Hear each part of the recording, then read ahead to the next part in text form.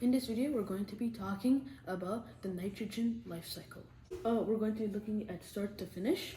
Nitrogen makes up 78% of the entire atmosphere and can be found in many parts of complex organisms.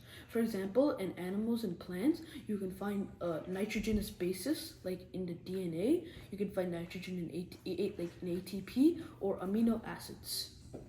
In this video, we're going to be talking about the nitrogen cycle. Nitrogen can be found in 78% of the entire atmosphere and is also found and access functions in parts of complex organisms. For example, nitrogenous bases can be found in the DNA of plants and animals. It can also be found in ATP and amino acids. So we're going to be starting from start to end, and there are actually two different cycles the nitrogen cycle can go through. So we're going to be starting with the first cycle. When nitrogen starts out in the atmosphere, when it reaches ground level and mixes in with the ground, that's called nitrogen fixation. What happens is the nitrogen fixation bacteria, they take the nitrogen and they add hydrogen to it, having NH3. NH3 stands for ammonia. NH4 stands for ammonium. This process is known as ammonification. Next, it goes through a nitrifying bacteria and goes through a process known as nitrification, which turns the ammonia or ammonium to nitrites or nitrates. So just depending on the amount of oxygen the bacteria gives, NO2 is nitrite, but NO3 is nitrate. So this can go on for a while until you get to the nitrate part. So now you have two options. Either you get absorbed by a plant or you go back out through a denitrification process through some bacteria and you go back into the atmosphere. But if you go through a plant, what happens is that it takes the nitrites and uses it until it dies.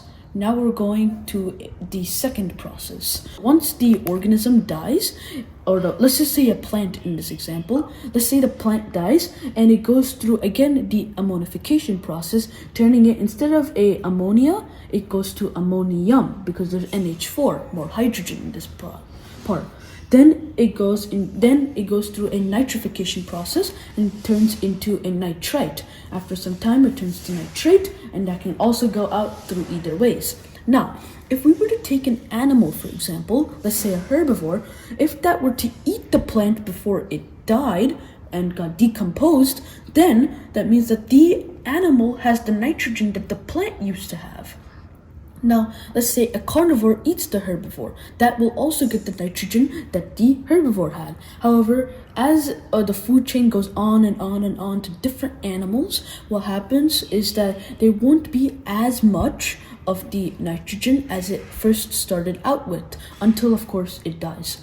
Now, you can't control the nitrogen levels. The nitrogen will always be there. You can't create nitrogen. You can't destroy nitrogen. It will always be there. The same amount of nitrogen is going back into the atmosphere or into other types of living organisms.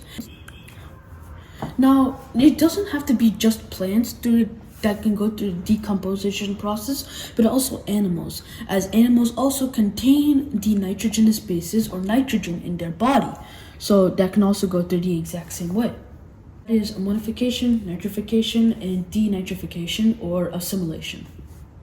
This is the nitrogen cycle and the effects on the food chain.